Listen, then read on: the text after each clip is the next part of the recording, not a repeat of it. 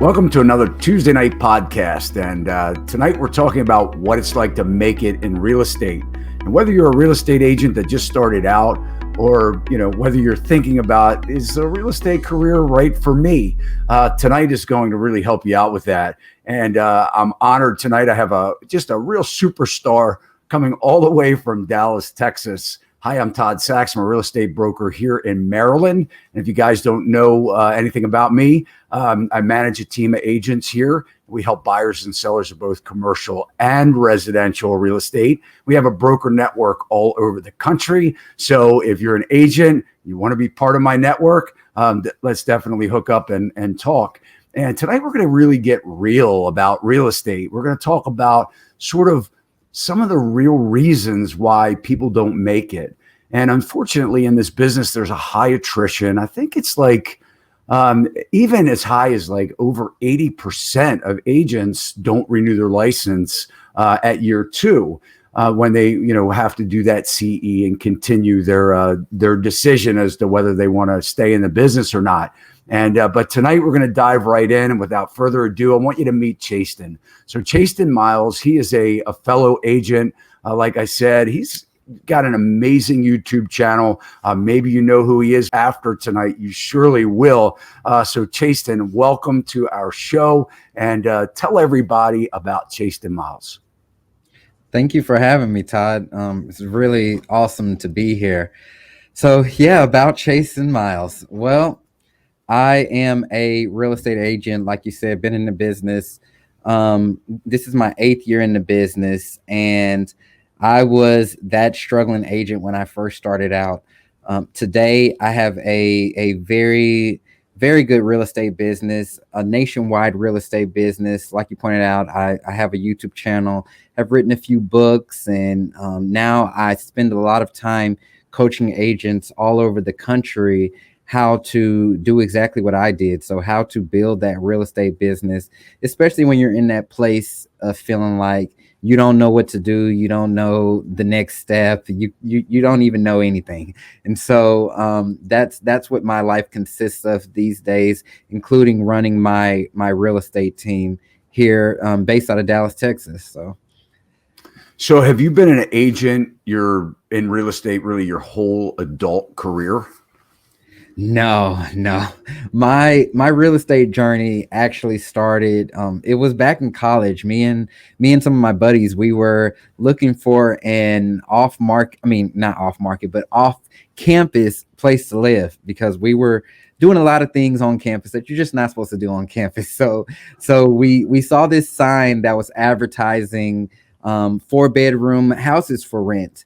So we called the number and went and met with this lady. Turns out she was a real estate agent. And while we were in her office and she started showing us properties, I was kind of seeing like all the signs around, and they were talking about like starting a real estate career and working in real estate. And this was kind of my first exposure to real estate.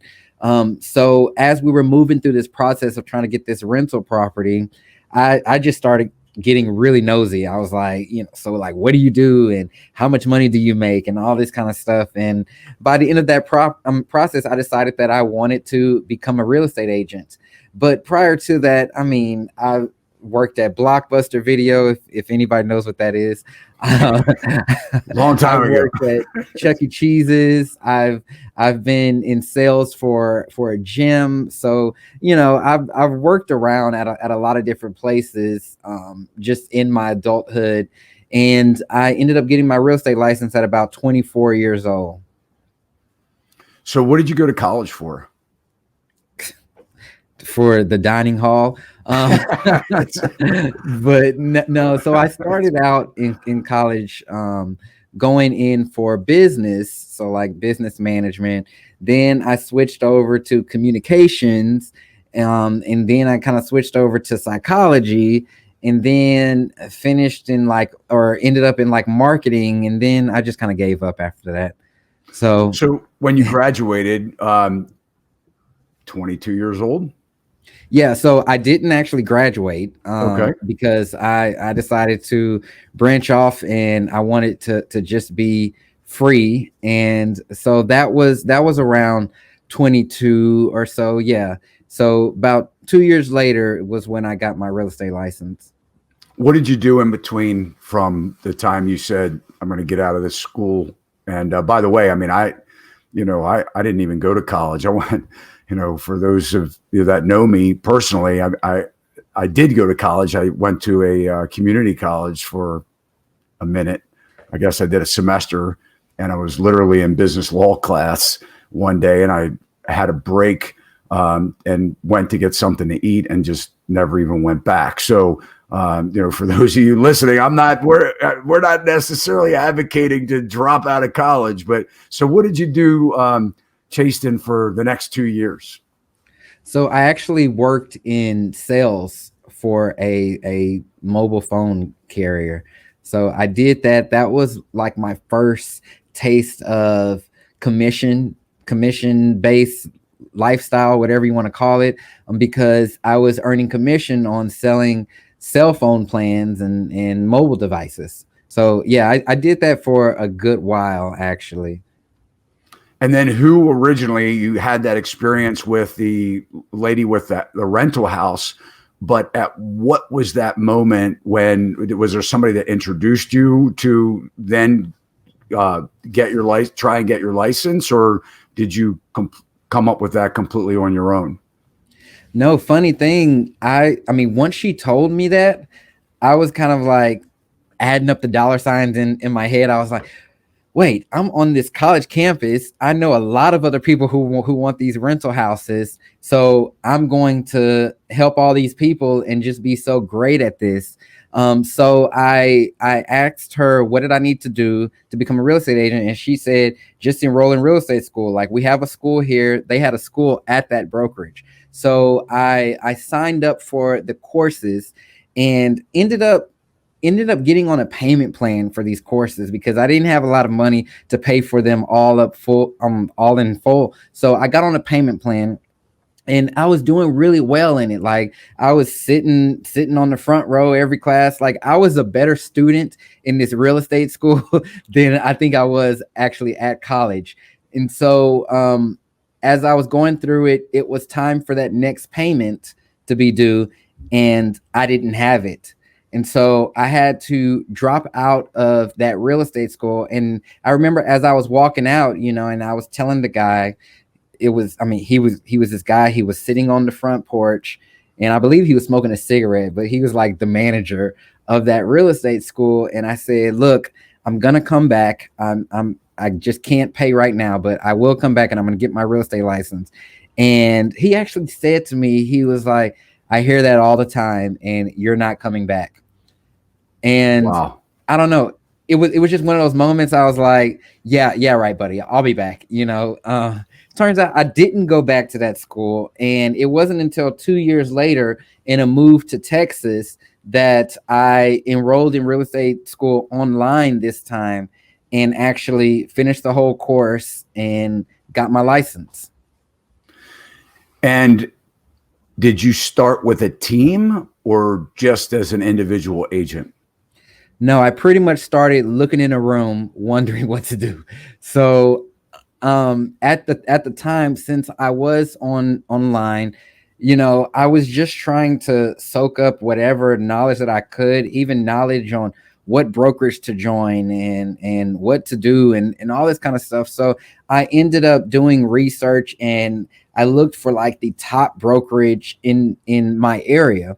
So who was doing the most sales and all of that stuff. I thought that the number of agents at that brokerage equaled that brokerage was the most successful place to be. So I joined this brokerage with like 350 agents, and it was just like a bunch of rushing around. Nobody was really concerned with you, and I oftentimes found myself just sitting there wondering what to do.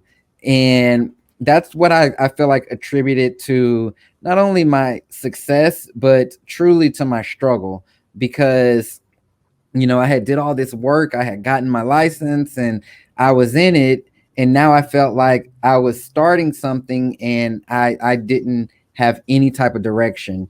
Not that anybody even owed me any direction, but I was just there like I was a kid, and I was given this big book of scripts and kind of instructions, but I didn't necessarily know what to do. I had a lot of things to overcome before I could even start to do what that stuff was saying. Yeah, I think a lot of people feel that same way. I remember when I first, got my license, I had been self-employed for quite some time. It was actually later on in my career. In 2005, I became a licensee as an agent. But prior to that, in 1989, I'd actually started my own business, and it was in residential and housing. I was a builder and a contractor, and then sort of the progression came to where I got my license and started a team. A couple years after I got my license, I didn't start out as a team right away, but the same kind of experience. I mean, a lot of people, they don't realize that you are self-employed, so there's that task of, okay, I got my license now, what do I do? A lot of people would just go with the school, the brokerage of the school, where they took their classes, and then everybody in that 350 agent count, they're all self-employed and they're all doing their own thing. And the last thing that they're thinking about is you, even though you're kind of like brushing elbows, at the water cooler or at the copy room. But yeah, I mean, I had that same exact experience. Like, okay, now what? So what did you do next? Yeah, I'm so glad that you pointed that out, because for me, and I can blame it on my age or just lack of knowledge. Like I didn't know what self-employed was. I didn't know necessarily what to expect. I was coming from just like the normal job field. So I didn't even know that there was like a difference. And I think in my head, I had that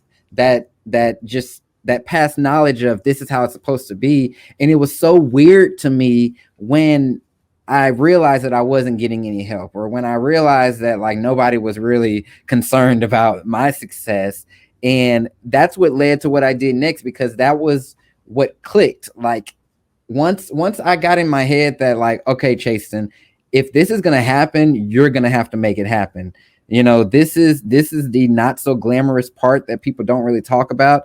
And it just hit me in the face. And so what I had to do next was truly rely on myself. Again, I had this big book of scripts and instructions and things to do and lead generation and all that kind of stuff. And I had to just take that and pretty much just go for it. Like, yeah, I was scared to hop on the phone. I was scared to cold call. I didn't think anybody who I knew wanted to buy or sell a house.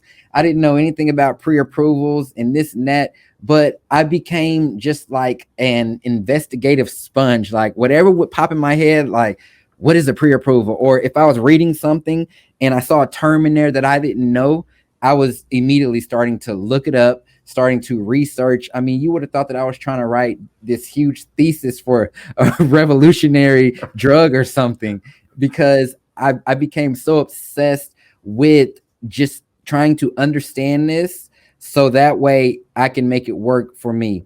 The first task that I got started with, though, was cold calling. I had this book of scripts, and that's what I had to do. Just start calling people. You picked up the phone, which a lot of people now, they're scared to death of the phone. And I want to just kind of take a step back, because, you had some sales experience at this point. So, what I hear a lot of times from agents is that, they get their license and they don't expect that this is a sales job. They're like, I want to be a real estate agent. And they, like, oh, I'm not a salesperson, or I'm not, I don't consider myself sales. I don't have sales experience. You were in this position now where you're looking at this book and looking at these scripts and like, what do I do now? And nobody's really guiding you. And you kind of had at that point some interaction. You were selling mobile products or, mobile service. So at least you had a little bit, of experience there. So for those of you people that are watching or listening to this podcast, understand it really is sales. I mean, you have to do things that are, pushing yourself into that uncomfortable territory, not just in the beginning, even though you have to do less of that when you become successful. You still, there's that certain element of, oh, I have to keep prospecting. I have to keep that going because I don't want to be out of business. So Chasten, did you have a big management support? I mean, were you relying on your broker or your manager or a mentor at that point?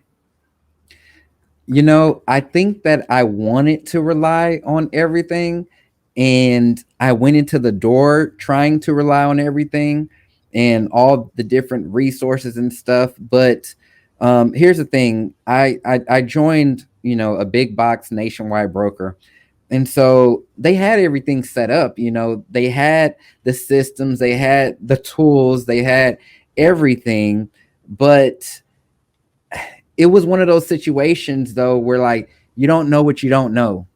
And I didn't know anything. I knew what was put in front of me, but it was kind of that thing where it's like, okay, I would show up every day to these classes and I would hear them, but they were still kind of speaking a different language than I was accustomed to or that I was familiar with. I was the youngest person in my training class, and so they would even do this thing where like we had to hop on the phone every day and call people and let them know that like I was a real estate agent.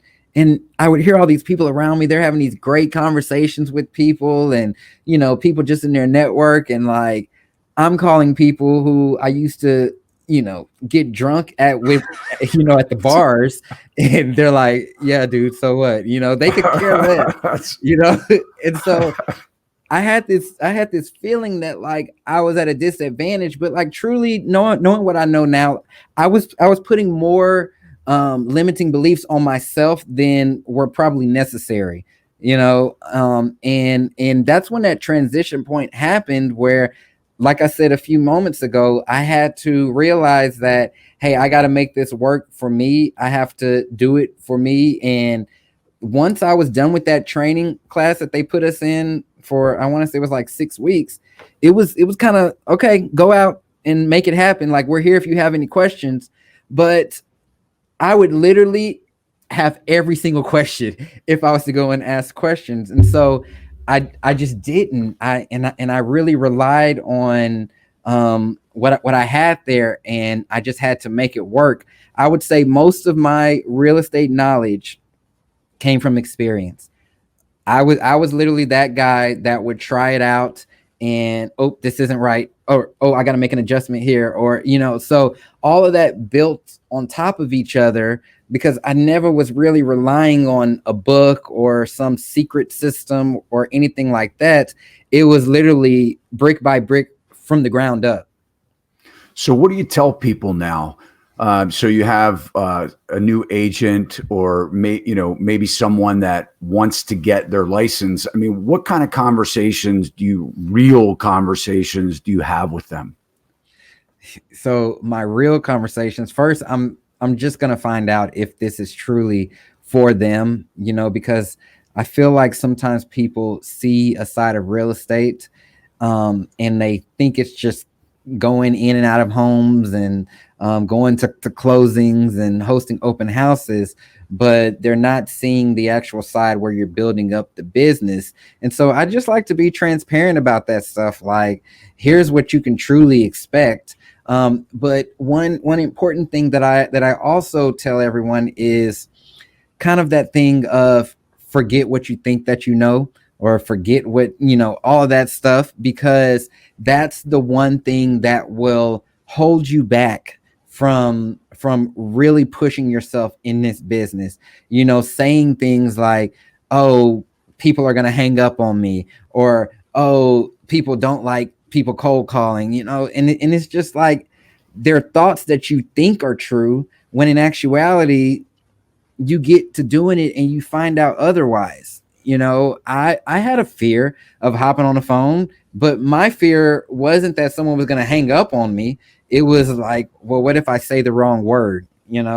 So that's where I just relied on the scripts, and I was like, okay, I'm going to read this word for word, and I'm going to talk it in my normal voice. So, it's just letting go of all of those things that you think that and really following the process, really following a process. Because everything is truly laid out for you in some kind of way or another, but we hold ourselves back from really pushing and doing it. Yeah, that's interesting. So I tell people the same thing. Don't listen to the lies. So and it's like, we hear things from our childhood, and things like money's hard to make, and you have to crawl before you walk, and you can't have overnight success, and people don't want to, like you said, they don't want to hear from you. They might be eating dinner and thinking about it. And there is a little bit of truth to it. And just like you're saying, it doesn't mean that everybody is like that, but you're right. If you're going to go at that, at this new task at hand with, some type of defeated mindset and thinking that they don't want to hear from you, you're really getting off to the ground, kind of on the wrong foot. I'll tell you, one of the things I did when I didn't sell, I wasn't in communication sales, but when I was 18 years old, I sold encyclopedias. And, you talk about Blockbuster, man, Yeah. And like, what's Blockbuster? They went out of business, right? Think about the encyclopedia. And I can tell you, most people did not want the encyclopedia salesman knocking on their door. Okay. I mean, you want to talk about, having like, okay, I got to get myself composed because the last 80 doors just hung up slammed in my face. Now I have to hope that before the end of the night, I'm going to have somebody let me in. So we're not talking about this, guys. It's a lot easier to talk about real estate than it is, why they should buy a bunch of books that's costing thousands of dollars 30 years ago. Anyway, what are some of the other challenges? So, I mean, picking up the phone, obviously, being afraid of rejection. I mean, what were some of the other things that until you started to make it that you struggled with? Yeah, Todd, I struggled with a lot of personal challenges. Um, I was young, and everyone around me was a lot older. Did you have trouble with that as far as convincing people to believe in you, to help you, to let them, let you sell their home? I would say I didn't. I had probably the troubles that everyone has. Just the experience, like how long have you been in the business? No one has ever flat out said to me, "Oh, you're too young, and we don't want to hire you." But I think the trouble that I had was with myself because I wasn't feeling confident enough, and that was projecting in my voice, that was showing up at appointments, that was me just being nervous or not even like pushing myself to call certain people because I felt like they were going to think that I was too young or they wouldn't give me a shot. So that was one challenge of mine. Another challenge was me having that lack of experience. I hadn't had any sales. I didn't think people wanted to work with anybody who didn't have any sales. Things like that. I didn't have any challenges doing the job and doing the tasks because I didn't have any prior knowledge of real estate. So I didn't know what the job was really, besides the lady telling me that she makes this much off of a rental. Like, that was my knowledge of real estate. So it was kind of one of those things where it's like you show up for your first day at work and they're telling you like what your duties are and what your instructions are. And you don't say like, oh, I'm not doing that, or like, oh, that's not going to work for me. No, you just do it. And so that was how I was feeling about real estate. But I still did have those things because I was seeing them all around me. And that's what led me to believe like, well, maybe I'm not old enough, because I mean, probably the average age of an agent in that office that I was in was probably at least 50, and when I say that I was the youngest one there, I literally was the youngest, and I was short too. Like I'm 5'4", so I was a short guy as well. So I was dealing with that. I was dealing with having just moved to Dallas. I didn't know the area. I didn't know anybody. I didn't know whatever. I didn't have a network. All of these things, all of these things that I could say, yeah, they were all challenges. I can probably make you a list of like a hundred things that I felt like was a challenge. And I'm just going to segue into me overcoming some of those, because it seriously got to a point where like I couldn't afford anymore to let myself have this luxury lifestyle of picking and choosing what I wanted to do. I really had to just do it and hope that it worked and hope that it sticked and just believe that it worked. Like I would show up to appointments in an oversized suit jacket that I got at a discount store, not thinking anything about it, like literally not thinking anything about it, because I had never had a tailored suit before. So I thought that everybody did this. And so I was just going about things and trying to make it work any way that I could because I needed to make money. Yeah. And to your point, they really were challenges. I mean, so when you look at, moving to a new area, and a lot of, especially a lot of young people that are trying to figure it out, they're graduating from college and they're ending up in areas. I mean, even if you go there for college to that town, you don't know much more about that town than you do, your limited experience with your buddies going out, or, you're in school. So, and that is a challenge, because when somebody says, hey, I want to go down to, this town or this, community, and you don't really know anything about it, they are challenges. So, I mean, at what point, so you got your license, at what point was it that you actually cashed your first commission check? It was about 8 months after I got my license that I cashed my first check. And it came from a listing from a cold call for sale by owner. And I was on the phone talking to him. I had never done another listing before, I was on the phone talking to him, and I got his name and number off of a website, because they used to have a website, which they may still have it. It was for salebyowner.com, and the owners would go and list their properties on there. And so I just called him, and I get this question a lot, like, was he on the do not call list? I didn't know what that was at the time. But I called him, and I was going through my little script, and he asked me, he said, how much do you think my property is worth? And I told him, I was like, well, I don't know right now. I hadn't run the numbers on it, but I can do that, and I'll let you know. He said, yeah, go ahead and run some numbers on it, and then call me back and let me know. So I got off the phone with him. I didn't know how to run numbers. I didn't know how to run comps. So I had to get another agent to help me with this one thing. And like, I wasn't even trying to retain the information. I was just like, I just need numbers for this one property. And so I got that assistance from that other agent. And then I called the guy back and told him the numbers. And then he goes, I'm going to give you a shot. And I was like, okay, great. I'll send you the paperwork. And he was like, yeah, that's all good, but do you want to know why I'm going to hire you? And, I was like, yeah, of course, like always. So, that was like a little mental note, like always ask why.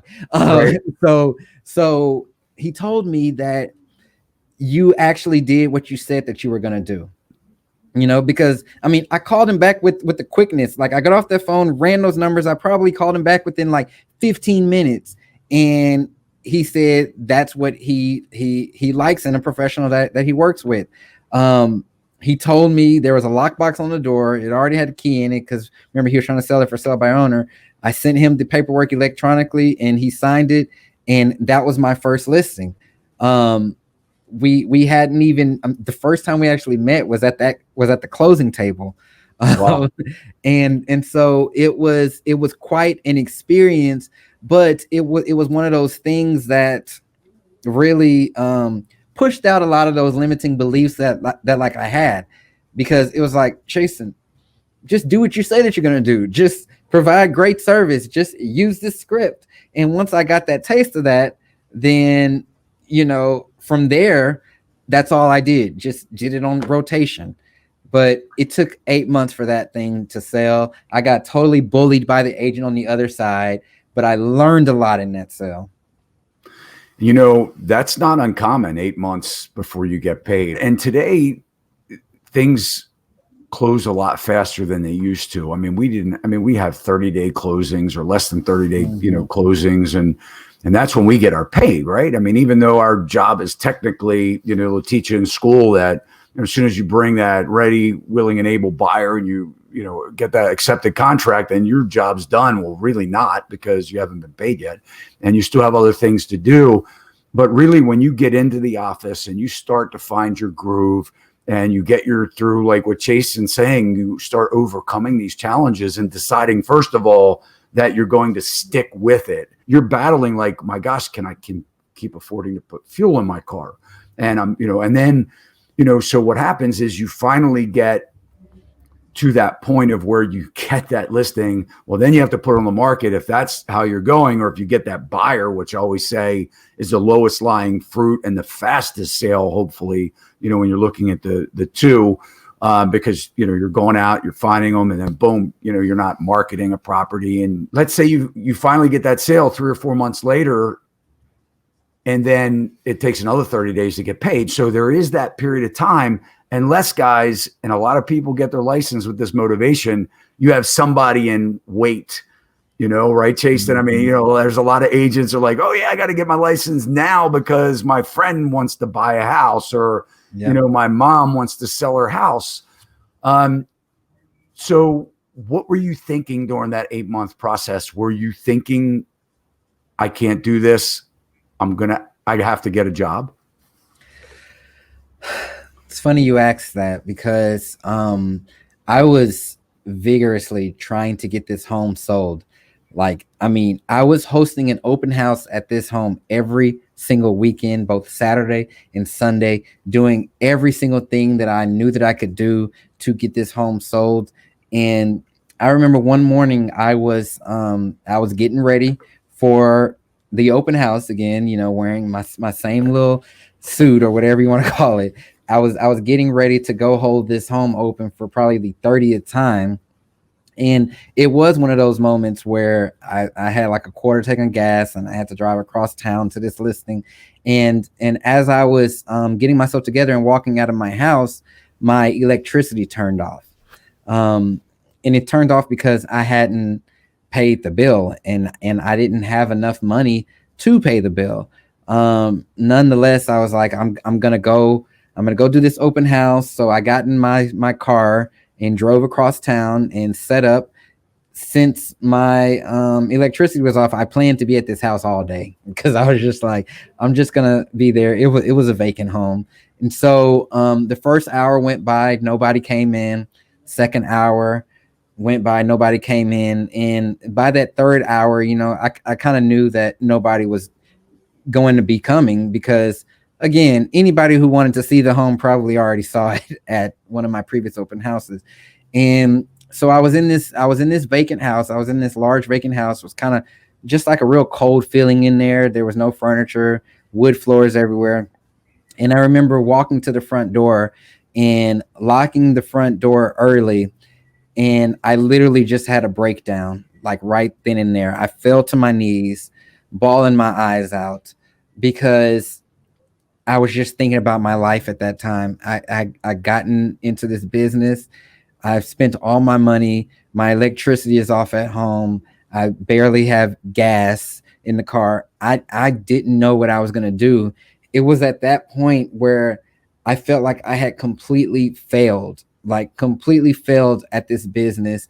I was going to have to tell all these people that I couldn't do it. And it was embarrassing, but I was at like the lowest of low, and I didn't know where else to turn. So like I literally started calling people and letting them know.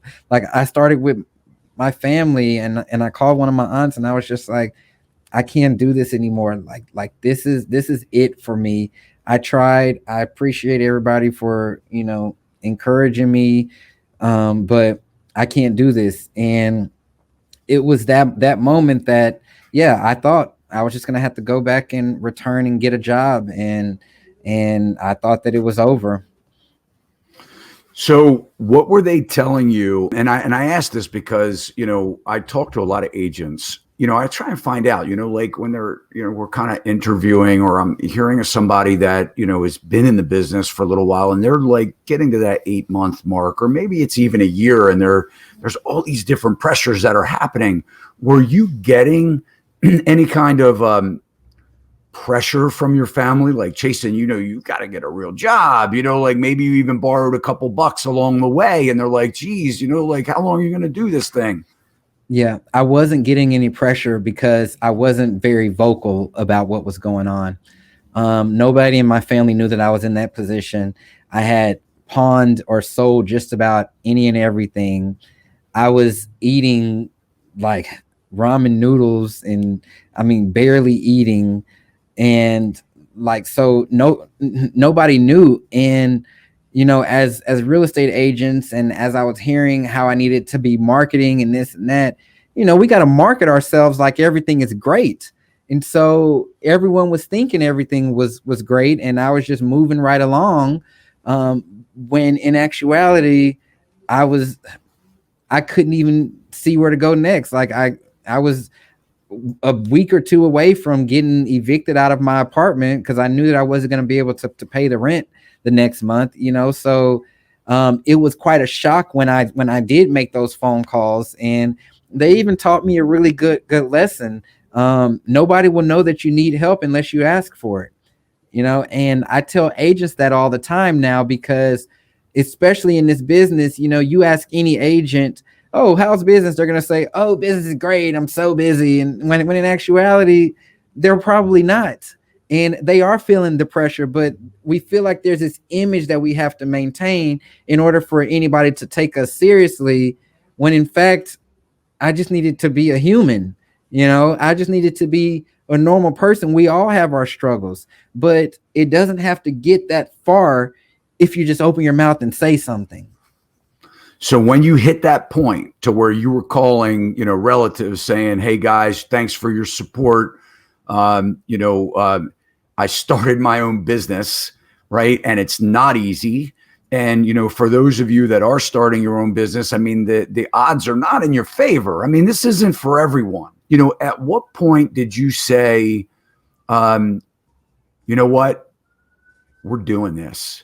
And how do you explain that to agents on your team that are challenge, at that moment in their career where they're wondering if they can do it or not? And or that person that thinks everything, I'm going to get my real estate license because I'll be great at it. So at what point, and then how does that transform into that great advice that I know you give? Yeah, so I start with that at the beginning.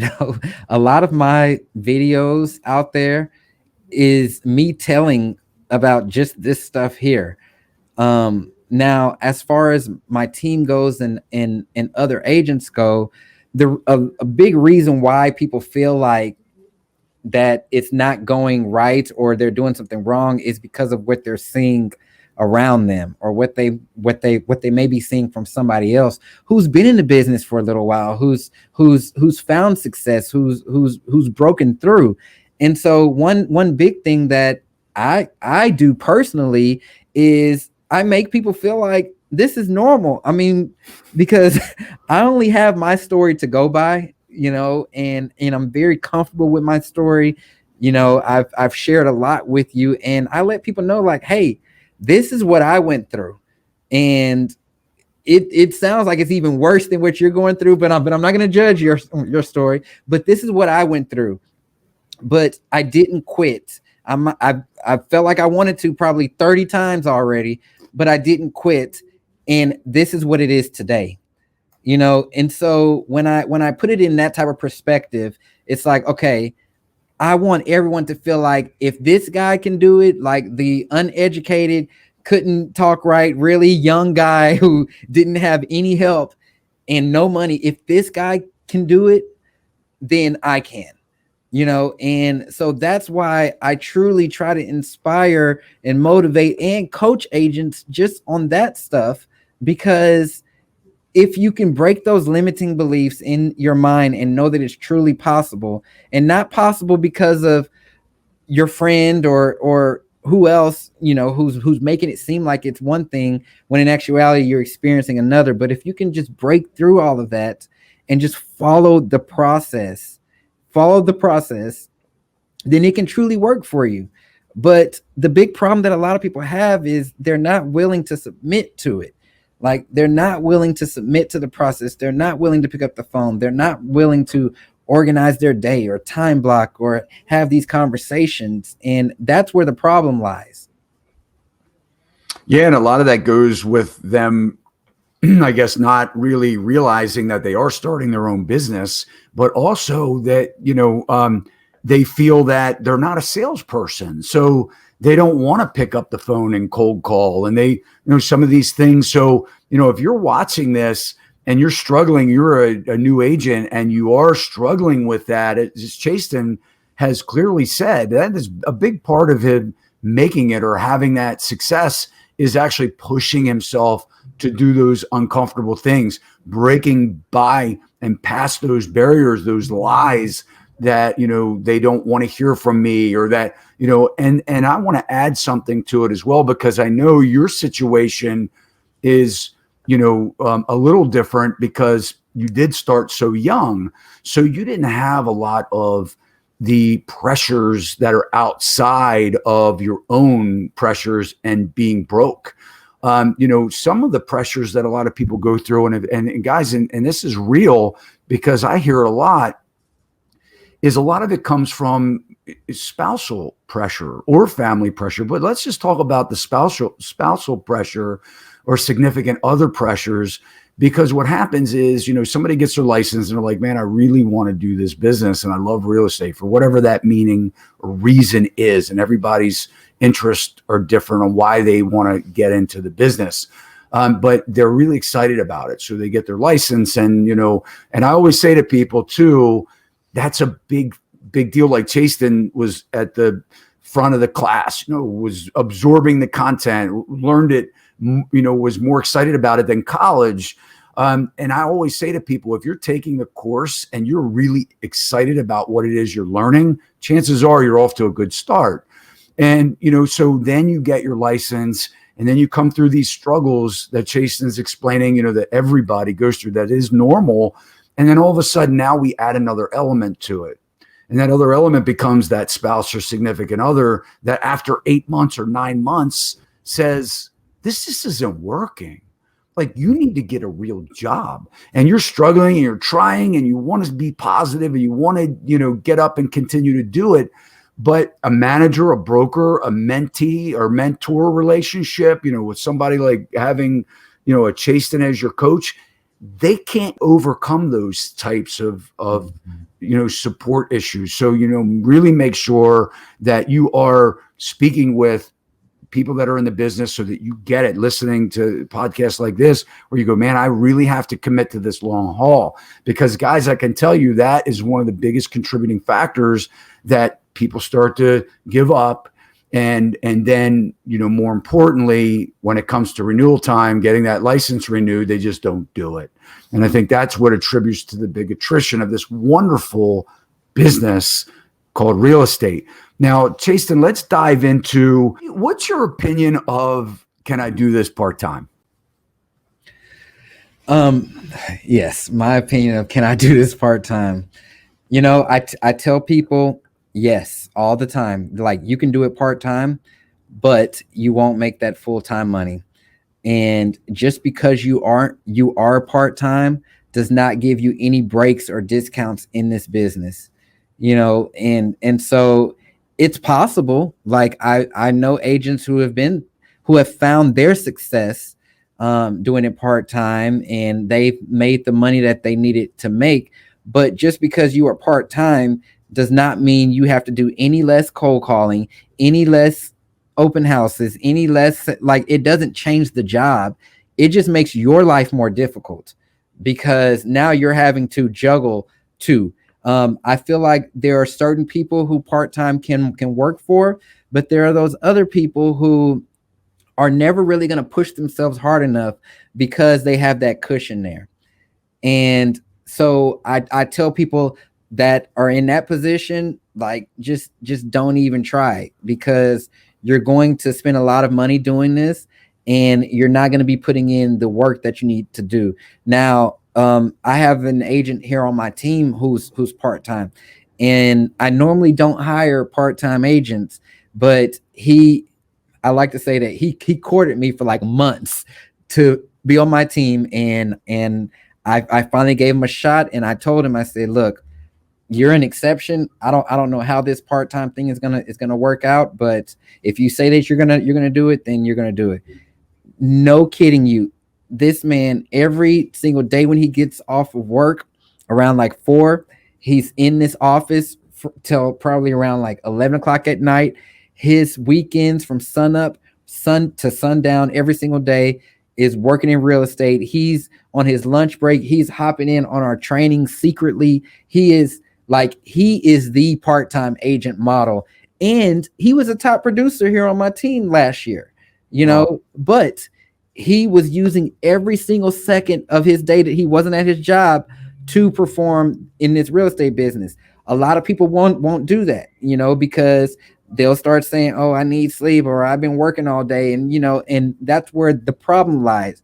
Because, like I told him, just because you're part-time, I'm not giving you any breaks in what your production has to be. You still have to attend our trainings or get that knowledge. I'm not giving you special classes or anything like that, and you have to make up for it. So if anything, his life has become more, he doesn't have a life right now, but he's found massive success and he's made it work. So it can work, but for the majority of people, they're not going to be willing to do what it's going to take to really build a big business. Now, in his situation, Chasten, does he want to be full time? Is he hoping that this sort of replaces that existing full time job? So he does eventually, but his career, he's actually a teacher, Okay. and he has a big passion for that. And so that was one of those things where it's like, okay, I have a soft spot in my heart for the children too. Like, and so it's a passion of his. I mean, he does say that he's gonna leave and all that kind of stuff, but it isn't one of those like annoying things where it's like, oh, I can't wait to leave this job because and so he's doing two things that he loves, and I feel like that's attributed to his success as well, because it's not an inconvenience to him. It's more of like something that he feel like is still part of his life's purpose. Now, do you feel, you have a team, so that brings up a very interesting topic, and that's, do you join a team or not? So, do you find that because I find it very, very hard for people to do this job part time, and like you had mentioned, I mean, their costs. You don't get a discount from you have to join the MLS. They're not giving you a discounted rate because you're a part-time agent. You have to, in most cases, become a realtor, right? So most of the brokers are requiring that. And so there are fees that you have to pay. I mean, whether you sell anything or not. So there's a real cost of being an agent. And so do you find that if someone wants to do it part-time, because there's the element where, you don't want somebody in your company that's letting people down either, because in today's review based world that we live in, if you are a teacher and you can't help somebody, and we're competitive with time and everything's moving so fast, people want to buy it now, and they have to. So when they can't get a hold of you, they get frustrated. If they lose the house because of it, they might give you a bad review. So do you find if someone is going to do this part-time that they should join a team, to where while they're at their job, there are other people that can handle those time sensitive issues? I'm not a fan of that by any means. Okay. Nope. Okay. And I mean, and maybe I can just speak for my team, but I truly look for team players. Not I tell people this all the time. This isn't a real estate school. I'm not just letting people on the team so they can get trained. I'm not letting people on the team so everybody can become your assistants. I look for people who can contribute in some kind of way to the team, who believe in the vision, the mission of the team, and truly want to be a part of something big. We're not your backup plan. We're not your fallback plan. And I'm very selective about the people who I allow here on my team. Now, I can't speak for everybody, but I'm sure that there's teams out there where it's just about the number of agents, or they'll just take anybody, and and that's fine for them. But for me personally, I'm not a fan of that. And you're not gonna walk onto the team first day, first week, and have everybody else doing showings for you, or have everybody else. No, you gotta kind of earn your ranks around here, and then we do help each other out, but we're not going to want to help, and people aren't going to want to help if you're not contributing and you're not able to help out as well. It's a great point. So if you guys are, if you're looking for a part-time career or a dual career, you have to really make sure. And I've seen where some people, can do really well as, on a part-time basis, and their jobs sometimes will lend to them being able to be flexible. So, they're not necessarily, and I think teachers actually do have a lot of flexibility in their day. So that may be something that, like Chasten's experiencing, where, you can do it part-time, but you really want to consider your costs and what you do and see if you have the flexibility, because I tell you guys, people are very demanding, and you're dealing with the biggest, single most,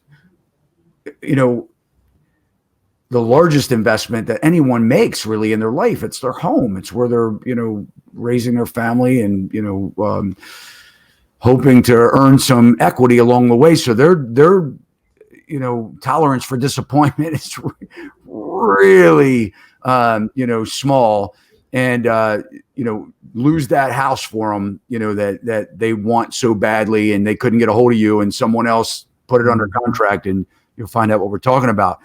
Let's talk for a minute about, you get a license and you can sell in the whole state. So you have a Texas license, you can sell anywhere in Texas, right? You got a ginormous state. And so what do you tell people about, oh, I can help you there and I can help you there. And they get in their car and they drive 2 hours to go show somebody a house because thank goodness they have somebody to sell a house to when they're starting out. Do you tell them, limit their geographical, area that they work, and then refer the business that becomes outside of that? Or what advice do you give these new agents? Sure. So I'm a big believer in being able to provide the best service to the clients as possible. And I think that it is a disservice if you are trying to do a deal that's not in your market area or in the close vicinity of your market area. I'm not one of those agents that drives for hours to do a real estate deal, because again, I believe that the client deserves a knowledgeable agent. They deserve someone that knows that market. I know what questions people are going to ask, because they all ask the same thing. Like, they want to know, how's the market, what's around in the area, and I'm going to feel better at the end of the day knowing that they're in good hands, knowing that they're with a knowledgeable agent who has probably sold in the area or lives in the area, something like that. So I do refer that business out. Now, I have agents who are on my team. So for instance, one of my guys, he just did a deal in Austin, Texas, which is probably around 3 hours away. But the deal was with his brother, and the brother didn't want any other agent doing it. So that was kind of one of those situations. There's a lot of ways you can do deals with other agents where it doesn't have to completely take you out of the picture. Since I am licensed in the whole state, let's just say, I don't know, a $5 million client wants to sell a house, I'm going to be pretty involved in that, but I'm also going to involve another agent that's from that local market area, because again, this is about the client. We're all going to make money, and I believe that the client deserves an agent like that. I totally agree with that. I tell people, know your market and stay in it as much as possible, and because you really are doing the client a disservice when you're not familiar with that area, the ins and outs, and absolutely. So as we wrap up here, technology, we're constantly being challenged. There's a lot of talk out there as to whether we're worth the money that we make. And, what does a realtor do anyway? And you have all these tech companies trying to replace us. Where do you see that going? I don't know, Todd, because I can't imagine a platform doing everything that I do every day. No, I mean, I'm seriously busy. I know that technology exists. I'm not threatened by it. We have more access as people. We have more access as consumers. We can find out a lot of information, but real estate is a relationship business. It's a relationship business. Even as much technology as even my bank gives me, I have a personal banker, and I go in there and I sit with them. They know the ins and outs of my business. There's something about that human connection that this banking app or this platform on the computer just cannot replace. When I'm dealing with a large amount of money, I need people there. I need people. I need that relationship. Tech, I feel like, can enhance this business. We can do a lot with the technology. I don't feel like it is going to replace real estate agents. Now, there may be companies that come about doing things a different way, but it is not going to eliminate the real estate agent. It's just not All going to right. happen. I'm right there with you, man. All right, ladies and gentlemen, there you have it. Chastin Miles. He is a true gentleman. And I tell you what, check him out online. All of his links are below. He's got a great YouTube channel. Make sure you subscribe to his channel. And if you like what we're doing, we'd love for you to subscribe to us as well. And you can reach out to me. And Chasten, thank you so much. Thank you for having me. And until next week, thanks for watching. Sachs Realty, Maryland broker number 607720, office number 443-318-4514, equal housing opportunity.